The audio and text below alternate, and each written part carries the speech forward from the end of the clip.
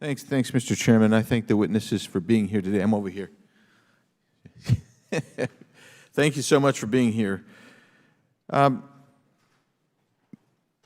want to get into specifics here, and the reason I'm going to go this way is because you've talked a bit about what I would call misdirection by official U.S. government with regard to UAPs, right?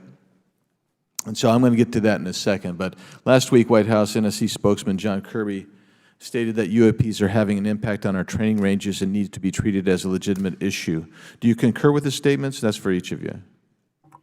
Yes. Yes. Yes. Okay. Now, having said that, I'm going to take you to specific instances around the Phoenix Valley, because that's where I live. And in '97, we had the famous Phoenix Light case. I don't know if any of you are familiar with that. There were two things that went along with that, and the explanation was military training range off Luke and the Barry Goldwater Range. Do you know anything different other than the official explanation of those lights? Only what's in the public vernacular about it. That was outside the scope of my duties. And if we wanted to, just my question along with my colleague from New York, Ms. Ocasio-Cortez, if we wanted to find out more about that, where would we go to find the files, and who would we address? And are you going to tell me we need to go to a SCIF so you can tell us in a SCIF? I could potentially give you a vector on that. That specific case, I'm familiar with it in terms of public, but I give you a vector in closed environment, yeah. That would be good, thank you.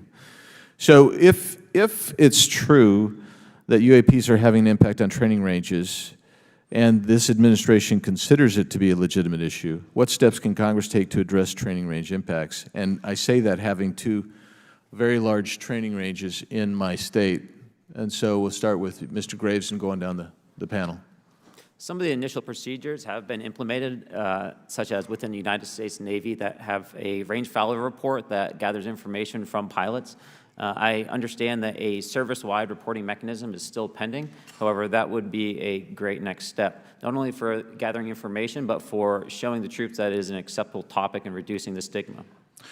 Okay, please, all of you continue. Yeah, as a recipient of a lot of those training range reports, sometimes we only get contextual kind of oral reporting. It'd be nice if they attached all sensor data and there's a system in place that can handle multiple classifications of data. And that's an issue with the F-35, right? That jet was never built to be an ISR platform. And it's a pain in the, we'll just say, butt to get that data off. So, yeah. Great. Thank you. Yeah, I would agree with the previous two. Being a user of those training ranges, that the data has to be out there. You have to acknowledge that you're seeing them, and then you have to collect the data. Right now, you get the report, someone says, I saw something, but no one collects the radar data to back it up and do research. Okay. Do you believe that the 2019 classification guidelines for UAPs interferes with the federal government's ability to be transparent with the American people? And do you think we need to be more transparent with the American people? All of you, yeah. I'll say yes to that. Yeah, I'm familiar with at least the UAP Task Force 2019 Security Classification Guide.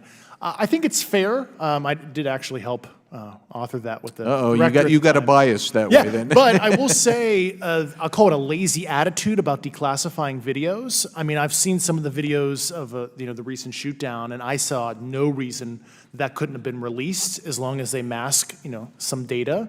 The American people deserve to see that imagery and full motion video.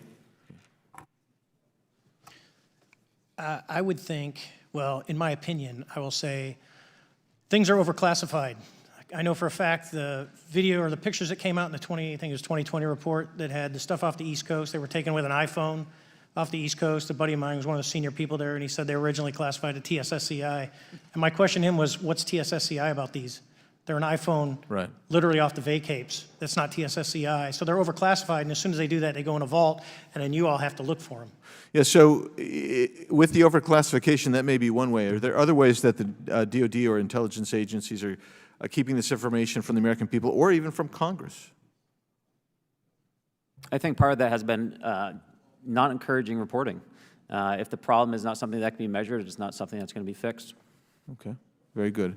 Well, I'm out of time, and I thank you, Mr. Chairman, and I yield back.